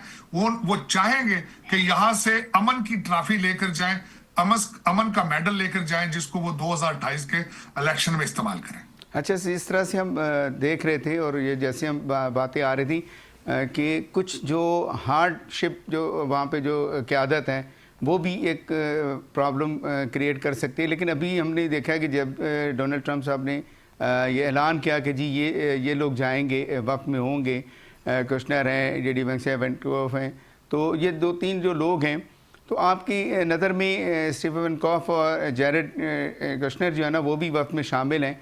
तो आपकी नज़र में ये जो इन्होंने जो ट्राइका है ये आगे फ्यूचर में भी हमें नज़र आ रहा है अमेरिका के पॉलिटिक्स में और दुनिया की पॉलिटिक्स में? देखिए, इसमें अगर देखा जाए तो जैरेड कुशनर एक तो प्रेसिडेंट ट्रंप साहब के दामाद हैं और वो एक डेवलपर हैं, बिजनेसमैन हैं। मैं नहीं समझता कि वो सियासत में आएंगे। इसी तरह का स्टीव विटकॉफ, वो भी रियल एस्टेट टाइकून हैं। वो भी मेरे ख्याल में प्रेसिडेंट ट्रंप के साथ बड़े कॉन्फिडेंट है उनके, लेकिन सियासत में मैं नहीं समझता आएंगे। इस ट्राइका में सिर्फ और सिर्फ सियासतदान एक ही है और वो जेडी वैंस है, सेनेटर है और उनका रैकेट जो है बड़ा साफ सुथरा है, इंटेलेक्चुअल है, आईवी लीग स्कूलों से पढ़े हैं और हमेशा बड़े मुदब्बराना किस्म की स्टेटमेंटें देते हैं। लैंग्वेज को हमेशा डिप्लोमेटिक लैंग्वेज इस्तेमाल करते हैं और वो 2028 के प्रेसिडेंशियल कैंडिडेट भी हैं। तो मेरे ख्याल में उनका फ्यूचर अगर देखा जाए तो रिपब्लिकन पार्टी की तरफ से अमेरिकन सियासत में उनका रोल रहा भी है भी और आगे भी होगा। और मैं बड़ा पुरुमीद हूं कि इस्लामाबाद अकॉर्ड जो है, अगर इसमें जेडी वैंस ना होते तो सोचा जा सकता था इसका क्या फ्यूचर है, लेकिन ईरान ने भी जेडी वैंस के ऊपर अपना वोट ऑफ कॉन्फिडेंस दिया था। और अगर देखा जाए तो अमेरिकन भी बड़े पुरुमीद हैं और जिस तरह मैंने अर्ज किया है कि 15 में से 11 नुकात के ऊपर एग्रीमेंट हो चुका है, 4 नुकात के ऊपर डायलॉग होगा और मैं बड़ा पुरुमीद हूं कि आने वाले दिनों में पूरी दुनिया को खुशखबरी मिलेगी और पाकिस्तान के सर पे ये सेहरा सजेगा। आज मैं अर्ज कर रहा था, पाकिस्तान का जो सबज हिलाली परचम है वो आज दुनिया के हर चैनल में दिखाया जा रहा है और मेरा सर फख्र से बुलंद है। हर पाकिस्तानी को आज ये चीज सेलिब्रेट करनी चाहिए कि आपने 11 महीने बुनियानुल मरसूस के बाद ये दूसरा मार्का जो है वो सरअंजाम दिया है। हर पाकिस्तानी मुबारकबाद का मुस्तहिक है। अच्छा, ये इसमें साजिद तारड़ साहब, जैसे अभी आपने कहा कि 11 पॉइंट्स पे वो तो एक उनके पहले भी डोनाल्ड ट्रंप भी कह चुके हैं कि बहुत सारे जो ईरान की तरफ से मुतालबात हैं उसमें काफ़ी चीज़ों पे बात हो चुकी है और काफ़ी समझते हैं, यानी अमेरिका भी और ईरान भी समझता है कि ये जो जिन चीज़ों पे डायलॉग हो रहा है ये दोनों के जाने पहचाने टॉपिक्स हैं। तो अब जैसे दुनिया अगर देख रही हो, आपनाए हुर्मुज़ की बात हो रही है या जो बैलिस्टिक मिसाइल के प्रोग्राम की बात हो रही है, तो आपकी नज़र में आप क्या समझते हैं कि ये मेन जो इन मुज़ाकरात का जो मेन टॉपिक होगा या हार्ड कोर इशू होगा वो क्या हो सकता है? इसमें 3 पॉइंट्स जो हैं वो सबसे ज्यादा इंपॉर्टेंट होंगे। एक तो वो आपकी यूरेनियम एनरिचमेंट है, उसके ऊपर जो मैं समझ रहा हूं, 2 पॉइंट आपको बताना चाहूंगा। एक तो ईरान एग्री करेगा कि उसको 3.6% से नीचे लाया जाए, जो कि हेल्थ या दूसरे कमर्शियल यूज के लिए होता है। दूसरा, इसके ऊपर ईरान ने कहा है कि आपके बम्बार्डमेंट की वजह से वो सारा कुछ रेत में मिल चुका है, और उसके बारे में डोनाल्ड ट्रंप साहब ये ट्वीट भी कर चुके हैं कि हम वहां जाके रिकंस्ट्रक्शन में भी मदद करेंगे और उस यूरेनियम को भी ठीक करने में आपकी मदद करेंगे। दूसरा पॉइंट, उसके साथ ब्लास्टिक मिसल है। अमेरिका की रिजर्वेशंस हैं कि 5000 किलोमीटर से नीचे आप अपनी लिमिट को रखें। हमें खदशात है कि आप ज्यादा रेंज के प्लास्टिक मिसल डेवलप कर रहे हैं, तो मेरे ख्याल में उसकी लिमिट के ऊपर डायलॉग होगा, उसको 2000 के आसपास रखा जाएगा। तीसरा पॉइंट जो सबसे ज्यादा डिस्कस है वो स्ट्रेट ऑफ हरमुज का कंट्रोल है, जिस पे मेरा ख्याल में दोनों पार्टियां एग्री करेंगी कि उसको इंटरनेशनल वाटर्स का हिस्सा रखा जाएगा और पूरी दुनिया के पास ये हक होगा कि वो वहां से फ्री ट्रेड अपने फ्री उसको इस्तेमाल कर सके। अच्छा, ये पहले तो देखें ना, जितना हम देख रहे हैं कि स्ट्रेट ऑफ हॉर्मुज़ का कभी भी ऐसा इशू नहीं हुआ, जबकि 40 साल पाबंदियां भी रहीं ईरान के ऊपर, इसके बावजूद कभी भी इस तरह की सिचुएशन पैदा नहीं हुई। तो ये जो भी हालिया जो इजराइल की तरफ से या जो भी आप कहें इसको कि जो अटैक हुए और उसके बाद ये सारी सिचुएशन पैदा हुई, तो अभी आप ये क्या समझते हैं कि दोनों तरफ से कोई लचक दिखाई जाएगी? जैसे आपने भी बात की, जेडी वेंस की बहुत ही हम्बल इंसान है और बहुत सिफारती लैंग्वेज में बात करते हैं, तो क्या आप ये समझते हैं कि ये बहुत आसान होगा कि इसमें ये दोनों जो अफ्रीकैन हैं वो अपनी अपनी जानिब से कोई लचक दिखाएंगे, कोई दरमियान का रास्ता निकालेंगे? आप इसके बारे में क्या कहते हैं? एब्सोल्युटली, मैं समझता हूं कि अगर ये डायलॉग कामयाब होने के चांसेस ना होते तो वाइस प्रेसिडेंट जेडी वाइस इतना लंबा सफर तय करके पाकिस्तान ना जाते, इतना बड़ा रिस्क ना लिया जाता। और अगर ये नाकाम होते हैं तो इसमें क्रेडिबिलिटी खराब होगी कई ममालिक की। तो मेरा ख्याल, जहां तक मैं बड़ा ऑप्टिमिस्टिक या मैं रहना चाहता हूं, मेरे ख्याल में आप बहुत जल्द खुशखबरी सुनेंगे। अमेरिका ना सिर्फ परमानेंट सीज फायर की तरफ जाएगा, बल्कि इजराइल को भी लगाम देगा कि उस रीजन में, लेबनान के अंदर, ईरान जो है वो लेबनान के बगैर इस एग्रीमेंट को पे साइन नहीं कर पाएगा, नहीं कर सकता। तो मैं जो समझ रहा हूं कि इस जंग ऑलमोस्ट खत्म हो चुकी है। ये कॉन्फ्लिक्ट रहेगा अभी मजीद। ये भी अर्ज करना चाहूंगा, कॉन्फ्लिक्ट रिजॉल्व नहीं हुआ जब तक इजराइल वहां मौजूद है, स्पॉयलर्स मौजूद रहेंगे। और इजराइल चाहता है कि वो अमेरिका को रिप्रेजेंट करे इस रीजन में, वैक्यूम फिल करे और डिसाइड वो करे, और फिर उसको ग्रेटर इजराइल का नक्शा बार बार वो जो निकालता है, ये एक खतरनाक बात है। तो जब तक ये इन चीजों से इस्तेमाल नहीं करेगा इजराइल, कॉन्फ्लिक्ट रहेगा। इसके रिजल्ट ये निकलेंगे कि मिडल ईस्ट और बिलखसूस गल्फ कंट्रीज जो हैं वो दोबारा अपने आप को अपनी सिक्योरिटी पे तवज्जो देंगे, पाकिस्तान से रुजू करेंगे। पाकिस्तान एक की रोल अदा करेगा, क्योंकि आप पहले ही उस स्टेज पे जा चुके हैं सऊदी अरेबिया के साथ डिफेंस एग्रीमेंट साइन करके। मेरा यही पॉइंट था, क्योंकि नुकता आप देखें कि अभी जो सीज फायर हुआ है, तो उसमें इतराज़ जो ईरान की तरफ से जो आया है वो यही आया है कि लेबनान को भी शामिल किया जाए, जबकि डोनाल्ड ट्रंप साहब ये कह रहे हैं कि लेबनान उसमें शामिल नहीं है। तो मेरा यही पॉइंट है कि यही एक कॉन्फ्लिक्ट की बात नहीं बनेगी कि अगर सीज़ फायर को इस पूरे रीजन के ऊपर रख लिया जाता, बजाय इसके कि लेबनान को, क्योंकि उसके बावजूद इजराइल जो है ना उस पर अटैक कर रहा है वहाँ पे। देखें, ये आज भी CNN के ऊपर अभी भी खबर यही चल रही है इसकी वजह से, और इजराइल के पास लेबनान के ऊपर अटैक करना, गजा के दोबारा एंगेज करना, ये सिर्फ देखें, ये जो कुछ भी हो रहा है इजराइल इसके हक में नहीं है कि सीज फायर किया जाए, जंग बंद किया जाए। इजराइल तो यही चाहता है कि ईरान को निस्तो नाबूद कर दिया जाए। तो दर हकीकत वो अपनी पूरी कोशिश करेंगे कि इस डायलॉग को किस तरह डीरेल किया जाए। तो वो अपने टूल इस्तेमाल करेंगे, लेबनान में, गजा में, या किसी सीरिया में भी कर सकते हैं। और बल्कि एक और बात मैं आपको बताना चाहूंगा कि वो भारत को भी इस्तेमाल कर सकते हैं, क्योंकि इस वक्त भारत के साथ ज्यादा, ये फ्यूचर में आप देखेंगे कि भारत को असला देगा इजराइल, और भारत को पैसा भी देगा कि ताकि वो तालिबान को और बलूचिस्तान में आपको एंगेज रखे, कि आप अपने कंट्री के अंदर एंगेज रहें, बजाय कि आप रीजनल नेगोशिएटर बने आप। तो दर हकीकत इजराइल हर टूल को इस्तेमाल करेगा आपको और अमेरिका को डिरेल करने के लिए और इस रीजन को डिस्टेबलाइज करने के लिए। लेकिन मैं बड़ा पुरुमीद हूं कि इस जंग में अमेरिका ने बहुत कुछ सीखा है, बहुत कुछ डैमेज हो चुका है। तो हर पार्टी, ईरान भी, आपको पता है कि ईरान यहां पहले आने से इज्तनाब करता था, चाहे उसको सिक्योरिटी इशू हो, लेकिन आज ईरान ने वहां से आने से पहले कह दिया था कि हम डायलॉग में चले जाएंगे, लेकिन डायलॉग शुरू नहीं करेंगे जब तक लेबनान में सीज फायर ना हो। तो मेरे ख्याल में अमेरिका की तरफ से शटअप कॉल दी जाएगी, मजीद प्रेशर इजराइल को दिया जाएगा कि वो इज्तनाब करे और डायलॉग को मूव फॉरवर्ड होना। अच्छा सर, आप हमारे साथ हैं। साजिद तारड़ साहब, हमें आयशा खान ने भी ज्वाइन किया है, डेमोक्रेट रहनुमा हैं, तो हम आयशा खान से बात करना चाहेंगे। अस्सलाम वालेकुम आयशा खान, आप ठीक हैं?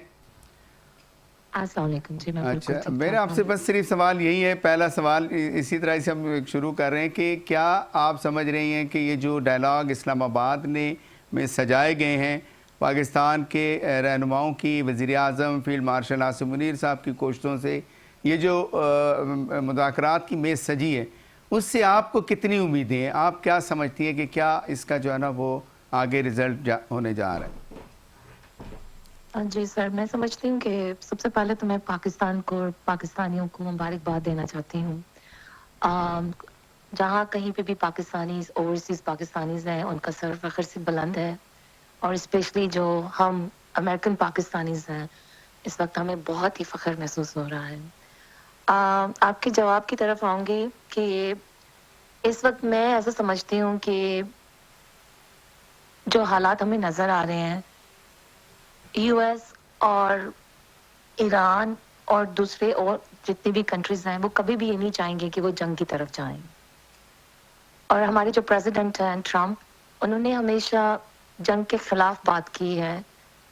अभी कुछ पॉलिसीज की वजह से और किसी रीजन की वजह से अगर वो जंग की तरफ गए हैं, फिर भी वो पीस और सीज फायर के लिए आमादा हैं, तो मुझे ऐसा लगता है कि हम लोग जंग की तरफ नहीं जाएंगे, मुज़ाकरात की तरफ जाएंगे, और इसके लिए मैं बहुत ज़्यादा पॉजिटिव हूँ। अच्छा, आप ये समझते हैं कि कोई ऐसा इशू है इसमें कि जो किसी तरह भी इन मुज़ाकरात को नुकसान पहुंचाए या सबताज करे, या अफ्रीकैन, आप समझते हैं कि अफ्रीकैन इस वक्त इस पोजीशन में हैं, यानी जितना नुकसान हो चुका है, जितनी जो है ना वो बम्बार्डमेंट हो चुकी है, जितने लोग मर चुके हैं अपने हरमस की वजह से जो और मसाइल पैदा हुए मुआशी तौर पे दीगर ममालिक को, तो उसके बाद ये दोनों अफ्रीकैन इस वक्त इस पोजीशन में हैं कि वो लचक का मुजाहरा करें? जी हाँ, बिल्कुल, और ये ऐसा करेंगे और उनको करना भी चाहिए है, क्योंकि जंग जो है वो कोई भी इसको बर्दाश्त नहीं कर सकता। इसलिए कि देखें, आपके सामने इकानमी का जो हालात हैं, मैं बात कर रही हूँ यूएस की, क्योंकि हम लोग यहाँ यूएस में रहते हैं, इसका इफेक्ट पूरी दुनिया पे होता है। तो कोई भी ये नहीं चाहता कि जंग होए, हर कोई ये चाहता है कि हम सीज फायर और पीस की तरफ जाएं।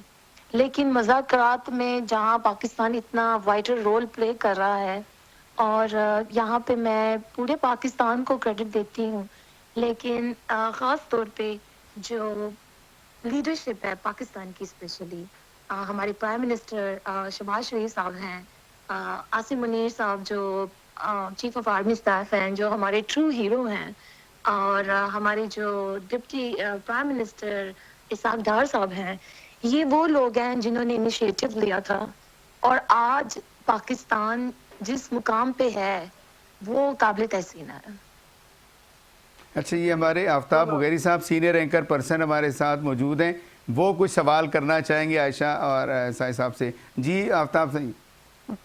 बहुत शुक्रिया आयशा साहबा, आपने वक्त निकाला चैनल 5 न्यूज़ के लिए और हमारे नाज़रीन के लिए। एक तो ये फरमाइएगा कि साजिद तारड़ साहब भी थोड़ी देर पहले बात कर रहे थे कि पाकिस्तान यकीनी तौर पर आने वाले दौर में एक मुस्बत कदम रख चुका है, और उस कदम ने या ना सही अब जो दुआ में मुआहदे होते थे उनका मरकज और महवर अब इस्लामाबाद होगा।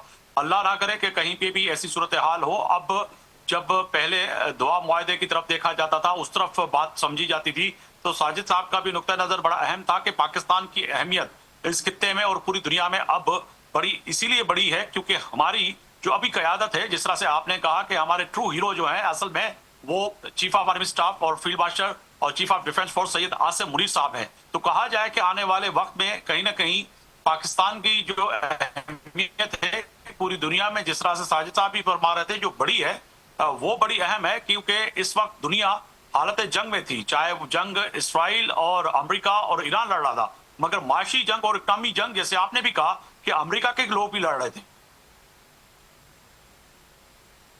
जी हाँ, सबसे पहले तो आपका शुक्रिया, आपने मुझे मौका दिया कि मैं अपने थॉट्स आपके साथ शेयर कर सकूं आपके चैनल के तवज्जुद से पूरे पाकिस्तान के साथ।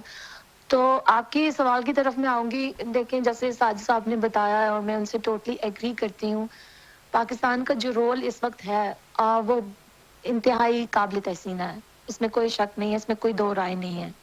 और जिस तरीके से पाकिस्तान को लीड कर रहे हैं इस वक्त हमारे ट्रू हीरो जो आसिम मुनीर साहब हैं, मैंने आपसे बताया कि अर्ली भी मैं इस बात पे बता रही थी कि पूरी दुनिया में जहाँ जहाँ भी ओवरसीज पाकिस्तानीज हैं, उनके सर इस वक्त खुशी से और फख्र से बुलंद हैं।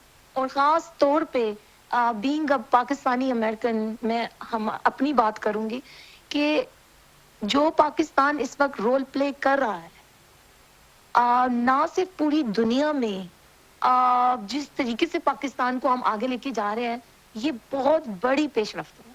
और एक और बात मैं आपको ये बताती चलूं कि ये जो पाकिस्तान में पूरी दुनिया को चूज किया गया है पीस और सीज फायर के मुज़ाकरात के लिए, इसका पूरी दुनिया में बहुत ही पॉजिटिव इमेज और एक बहुत स्ट्रॉन्ग मैसेज हमारी जो लीडरशिप है, पाकिस्तानी लीडरशिप ने उसने दिया है। बिल्कुल, आपने सही वजह फरमाया कि पाकिस्तान की मौजूदा लीडरशिप ने जो रोल प्ले किया है वो बड़ा अहम है। साजिद साहब, आपकी तरफ आएंगे कि अगरचे जो कि बात हो रही है, थोड़ी देर पहले भी आपने भी बात की कि खासतौर पर ईरान की बात की कि ईरान पे जो है जो लगी हुई पाबंदियां हैं वो भी हट सकती हैं और उन पाबंदियों से जो है कहीं ना कहीं बड़े नताइज भी निकल सकते हैं, क्योंकि जब ईरान के साथ मुज़ाकरात हो रहे हैं, बातचीत हो रही है, तो उनके ऊपर जो पाबंदियां हैं वो हटती हैं, तो फिर ईरान की तरक्की, ईरान की माशी सूरत हाल आपको बेहतर होती हुई नजर आ रही है?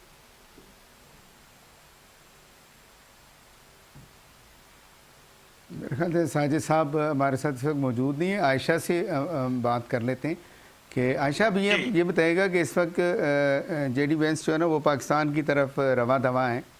आपका क्या ख्याल है कि जो नायब सदर हैं जेडी वेंस, इनका क्या आपकी तरफ जो है ना इनका पोस्चर है, किस तरह के लोग ये हैं और क्या मिजाज है इनका? क्योंकि हमने ये देखा कि बहुत ही डिप्लोमेटिक हैं और बहुत ही डिप्लोमेसी से काम लेते हैं। इराक़ में भी इनका हमने काम देखा है, तो आप क्या इसको कहेंगी? लेकिन इनके साथ जो दो लोग आ रहे हैं उनका शायद इन पॉलिटिक्स से और इनसे कोई ताल्लुक़ नहीं, क्योंकि वो तो एक बिजनेसमैन है और दूसरे जैसे रियल इस्टेट आइकॉन है। तो इसमें आयशा आप क्या कहेंगी कि जेडी वेंस का क्या रोल होगा इसमें? मैं ये समझती हूँ कि इसका पॉजिटिव रोल होगा।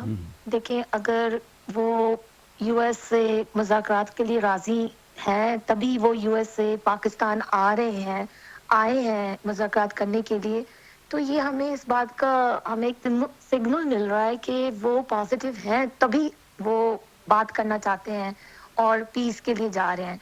और मैं ये समझती हूँ कि अगर पाकिस्तान अपने दोनों ममालिक के साथ जो इनके पॉजिटिव ताल्लुकात हैं, जो इनके अच्छे ताल्लुकात हैं, उसको इस्तेमाल करते हुए ये कामयाब हो जाते हैं सीज फायर के लिए और अमन के लिए, मैं समझती हूँ कि ये बात एक तारीख लिखी जाएगी ना सिर्फ पाकिस्तान की हिस्ट्री में बल्कि पूरी दुनिया की हिस्ट्री में। जी, आफ्ताब मुगैरी साहब, आप हमारे साथ हैं।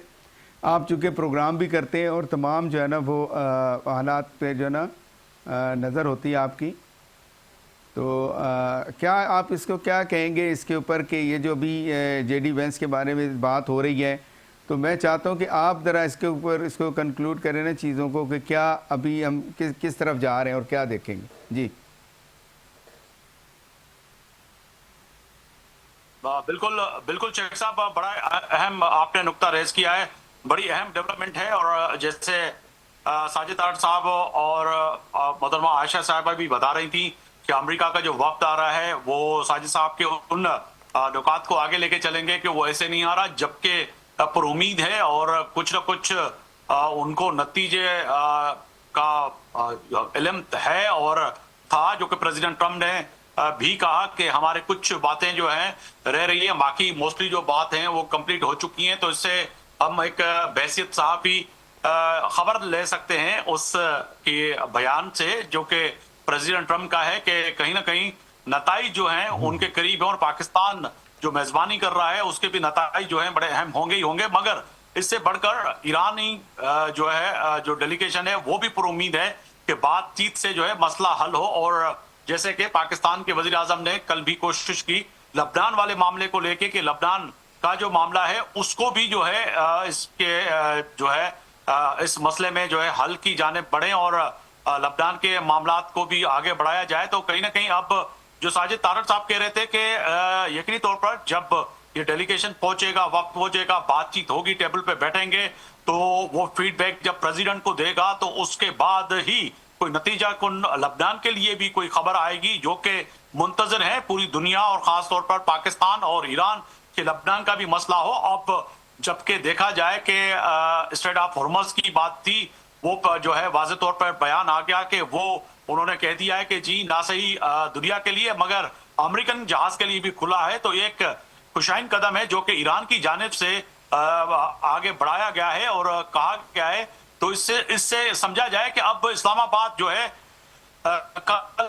जो है एक तारीख रकम करने जा रहा है और कई दिनों से जो ये जंग चल रही थी उस जंग का खात्मे की तरफ जा रहे हैं। और ये यकीनी तौर पर पाकिस्तान के हर फर्ज का, मगर कहा जाए कि कई जो है मसाजिद में और इबादत गाहों में जिस तरह से दुआएं की जा रही थी कि पाकिस्तान जिस अमन के अलम को जो उठाया है वो कैफे किरदार तक पहुंचे और पाकिस्तान के बदौलत जो है ये दुनिया बहुत शुक्रिया।